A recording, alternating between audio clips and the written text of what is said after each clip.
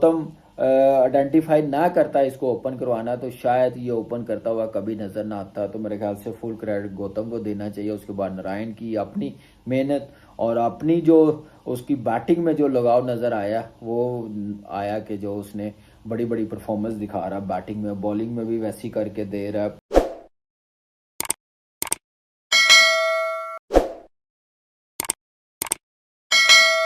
इस बार आईपीएल में मुझे लग रहा है कि बॉलरों की कोई बचत नहीं है और बॉलर्स भी वो हैं जो इंटरनेशनली बड़ा एक्सपीरियंस है, 8-8 10-10 साल से खेल रहे हैं और इंटरनेशनली उन्होंने बड़ी बड़ी परफॉर्मेंस दी हुई है अपनी कंट्री के लिए। लेकिन आईपीएल में आके वो मुझे लग रहा है कि बच नहीं पा रहे और बॉलर्स को थोड़ा सा आप कह सकते हैं कि एडवांटेज मिला दो बाउंसर होने की वजह से, लेकिन उसका कोई फ़ायदा नज़र नहीं आ रहा और बॉलर इतना यूज़ भी नहीं कर रहे बाउंसर्स को। दो बाउंसर हो तो बैट्समैन थोड़ा घबराएं क्योंकि पेस भी है, 150 वाले बॉलर्स भी खेल रहे हैं इस साल आईपीएल में। आप देखें कि एवरेज जो है 145 वाली है, 140 प्लस वाली है। तो जब इतनी पेस होती है तो नज़र आता है कि बैट्समैन घबराते हुए, लेकिन बैट्समैन घबरा नहीं रहे, उतनी ज़ोर से ही फेंटा दे रहे हैं, उतनी ज़ोर से ही शॉटें लग रही हैं जितनी तेज़ बॉलिंग आ रही है। तो मेरे ख्याल से एक अच्छी चीज़ है आईपीएल में। एक तो लोकल लड़कों को एक्सपीरियंस मिल रहा है, कॉन्फिडेंस बिल्ड हो रहा है। तो मेरे ख्याल से इस आईपीएल की वजह से जो इस बॉलिंग को मार पड़ रही है, जो आने वाला T20 वर्ल्ड कप है, मुझे लग रहा है कि वो बड़े टोटल बनेंगे अगर विकेटें अच्छी मिल गई। जो लास्ट सीरीज वेस्ट इंडीज़ में हुई है सबको पता है, इंग्लैंड की और वेस्ट इंडीज़ की, वहाँ उन मैचेस में भी 200 रन बने हैं। तो ये जो आईपीएल हो रही है, जो दुनिया की सारी बॉलिंग इस आईपीएल में खेल रही है, सारी बैटिंग लाइनअप खेल रही है, जो हमें जून वर्ल्ड कप में भी नज़र आएगी। तो मुझे लग रहा है कि इंटेंट बड़ा ज़बरदस्त नज़र आएगा, हाई स्कोरिंग मैच। अब 200 रन भी सेफ नहीं है जैसे आईपीएल में हम देख रहे हैं। रात को मैच जैसे केकेआर का हुआ है, राजस्थान रॉयल ने जैसे चेस की है 223 रन, बड़ी अचीवमेंट है राजस्थान रॉयल के लिए। और पराग ने जैसे बैटिंग की है, ज़बरदस्त बैटिंग की है और ज़बरदस्त फॉर्म है उसकी। और सिर्फ आप देखें 14 बॉलों पे 34 रन बनाए हैं। जायसवाल इतनी ज़बरदस्त फॉर्म में नहीं है, लेकिन शुरू के मैचेस में मैंने 3 मैचेस में कहा था जब टॉप ऑर्डर ये फॉर्म में आ गया किसी एक बैट्समैन भी, तो ये डिफरेंट टीम नज़र आएगी और नज़र भी आ रहा है ये डिफरेंट टीम नज़र आ रही है। राजस्थान रॉयल जैसे बैटिंग कर रही है, जैसे बॉलिंग कर रही है, जैसे कैप्टनसी कर रही है और जैसे बटलर फॉर्म में आया, दूसरा 100 उसने बना दिया, कमाल का 100 मैच विनिंग। और ये 100 ऐसा चेज करते हुए चेज किया राजस्थान रॉयल ने बड़ा टोटल। और ये 100 मज़ेदार किस्म का, पहले 27-28 बॉलों पे सिर्फ 35-36 रन थे, उसके बाद आप देखे गेयर शिफ्ट किया और मैच फिनिश करके रख दिया। ज़बरदस्त अचीवमेंट और ज़बरदस्त बैटिंग, ये है T20 की बैटिंग। जब ऐसा प्लेयर्स खेल रहा होता है तो मैच फिनिश करता है और मज़ा आया बैटिंग देखने का। ये प्लेयरों पे कॉन्फिडेंस होता है, ये इम्पैक्ट प्लेयर होते हैं जो मैच जितवा के दें। इसको कहते हैं बड़ी परफॉर्मेंस अपनी टीम के लिए, जैसे जॉस बटलर ने बैटिंग करके दिखाई है ज़बरदस्त। और फिर मैं बोलूँगा ऐसी बैटिंग बड़ी कम नज़र आती T20 में, ऐसा मैच फिनिश करना कम नज़र आता है। ये कितनी मेहनत है इसकी, कितनी इसकी क्या नाम है, अप्रोच देखें क्या ज़बरदस्त है, कॉन्फिडेंस लेवल देखें क्या ज़बरदस्त है कि अकेला ही है और 12 ओवर तक 37 स्कोर था। उसके बाद इसको पता था कि मैं मैच लेके जाऊंगा, अपने पे कॉन्फिडेंस सेल्फ बिलीव रखा, जिसकी वजह से मैच फिनिश किया 107 रन। और केकेआर जैसे खेली है, जैसे उन्होंने टोटल बनाया, बड़ा ज़बरदस्त बनाया, बड़ा टोटल बनाया। और आपको पता है कि कोलकाता में चेस करना बड़ा मुश्किल होता है और जैसे टारगेट दिया केकेआर ने, जैसे बैटिंग करके दिखाई है। और नारायण ने पहला 100 बनाया, 109 रन 56 बॉलों पे।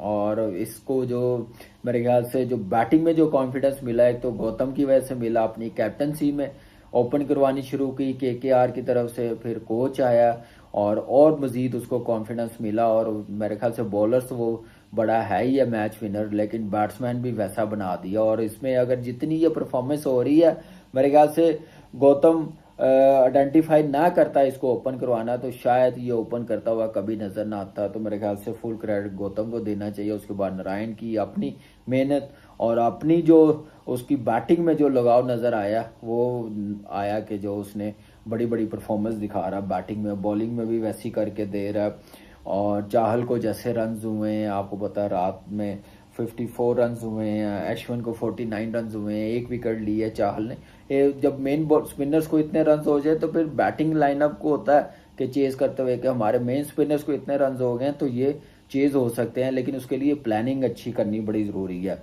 और रिंकू सिंह ने 20 रन बनाए हैं, और लेकिन नारायण की वजह से रन हुए हैं, और कमाल की विक्ट्री, ज़बरदस्त विक्ट्री। और ये रन्स अगर आरसीबी को चेज हो जाए ना तो इतना अफसोस ना हो, लेकिन केकेआर को इसलिए अफसोस हो रहा है, चेज हुए हैं कि उनके पास बॉलर्स देखें, Mitchell Starc, Narayan, Russell, Arnold आप देखें, वरुण चक्रवर्ती आप देखें कि ये बॉलिंग है इनके पास, और उसके बावजूद मैच हार जाए। राणा आप देखें जैसे बॉलिंग कर रहा था, और ये बॉलिंग ऐसी नहीं है कि 223 रन चेज हो जाए, ठीक है लास्ट बॉल पे जाके किया, लेकिन प्लेयर भी तो उतना ही बड़ा था जो खेल रहा था। और परसों वाले मैच में भी आपको पता है सनराइज हैदराबाद और आरसीबी का जो मैच हुआ, फिर अगेन सनराइज हैदराबाद ने रिकॉर्ड बना दिया, 287 रन बना दिए हैं।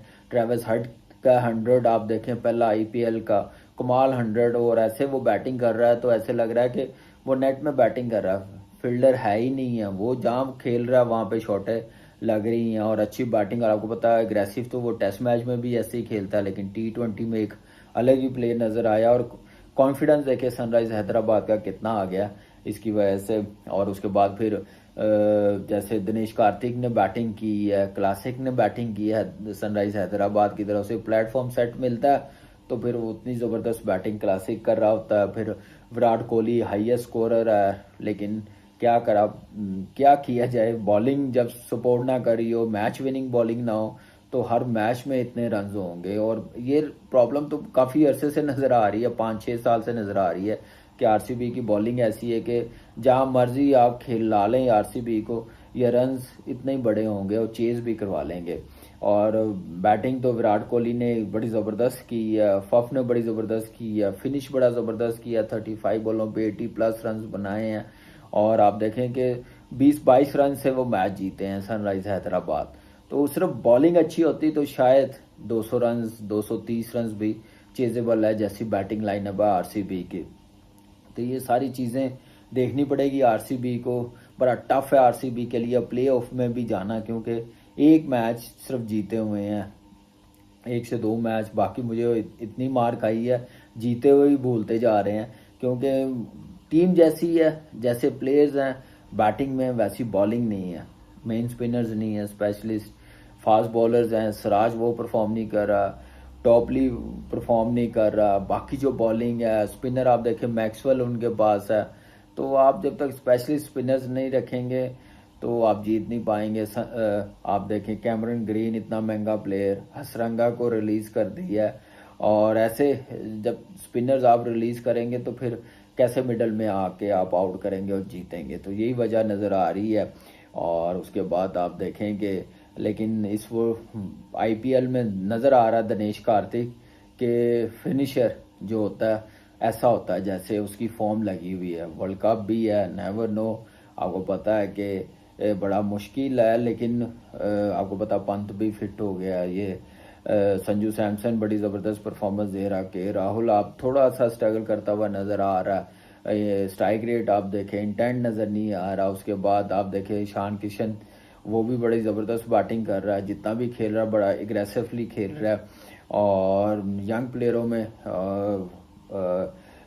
रेहान पराग आप देखेंगे कितना ज़बरदस्त खेल रहा है मिड ऑर्डर में, तो एक अच्छा टैलेंट नज़र आ रहा है। और सबसे अच्छी चीज़ है इंडियन क्रिकेट के लिए कि दुनिया के टॉप के बॉलर्स हैं, स्पिनर्स भी हैं, 2 बाउंसर अलाउ किए हुए हैं, लेकिन उसके बावजूद बैट्समैन परफॉर्म कर रहे हैं। और इंडियन क्रिकेट के लिए कितना अच्छा है, और कॉन्फिडेंस लेवल कितना ज़बरदस्त है। तो ये सारी चीज़ें नज़र आ रही हैं अच्छी होती हुई। कोचिंग स्टाफ में देखें कि अपने इंडियंस उनके पास नज़र आ रहे हैं कोचेस, और परफॉर्म करते हुए नज़र आ रहे हैं, अपने लड़कों को कॉन्फिडेंस देते हुए नज़र आ रहे हैं। ये सारी चीज़ें चलती नज़र आ रही हैं, तो मेरे ख्याल से ये बड़ा अच्छा साइन है।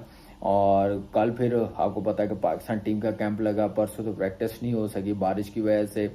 और हेड कोच अजहर भाई ने बात की है टीम को फर्स्ट टाइम चला रहे हैं एज ए हेड कोच। और प्रेस कॉन्फ्रेंस में बात हुई, ओपनिंग पार्टनरशिप पे बात हो रही है, किसको करवाएंगे, साइम के साथ बाबर करेगा या बाबर नंबर 3 पे खेलेगा या फ़खर, उन्होंने कहा कि फ़खर भी कर सकता है। अब दिन कितने हैं, इतना मुश्किल तो है नहीं है।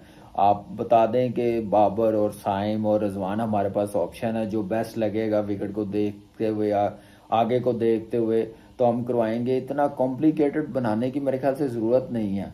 और ऐसे आप नहीं जवाब देंगे साफ साफ तो फिर ऐसे डिबेट होती रहेगी, फिर ऐसे प्रेशर आता रहेगा लड़कों पे भी, मैनेजमेंट पे भी।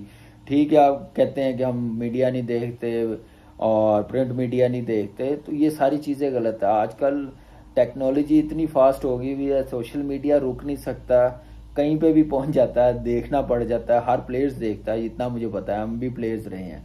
लेकिन ये चीज़ें फिर अंडर प्रेशर करती हैं, तो अपना कॉम्बिनेशन बताने में कोई प्रॉब्लम नहीं है। अगर सवाल हुआ है तो मेरे ख्याल से बता दें तो ये डिबेट ख़त्म हो जाए।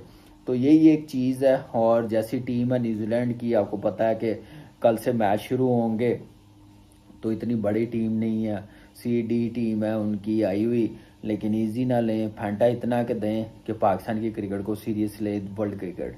क्योंकि आप देखें कि सिर्फ पाकिस्तान के खिलाफ ये चीज़ें होती हैं कि लीग क्रिकेट को ज़्यादा अहमियत दी जाती है। उनको पता है कि पाकिस्तान की क्रिकेट का ग्राफ नीचे गया हुआ, तो अपना ग्राफ ऊपर लाने के लिए ये सारी चीज़ें हमें अच्छी करनी पड़ेंगी, फिर जाके हमारी क्रिकेट को सीरियसली लेंगे। ये सिर्फ हमारी अपनी कमज़ोरी है जो हमारी क्रिकेट को वो सीरियसली दुनिया की क्रिकेट नहीं लेती। तो ये इसको बेहतर करना हमने, और अपने कोशिश करें जो नए लड़के आए हैं उनको ज़्यादा से ज़्यादा चांस दें इस सीरीज़ में। आगे इंग्लैंड के खिलाफ आप खिला लें मेन प्लेयर्स तो ज़्यादा अच्छा। तो मेरे ख्याल से ऐसे ही चलाएंगे तो ज़्यादा अच्छा। लेट्स सी टीम मैनेजमेंट क्या टीम कल खिलाती है। लेकिन ये है कि मुझे नहीं लगता कि ये जो न्यूजीलैंड की टीम आई है पाकिस्तान टीम को टफ टाइम दे सकेगी।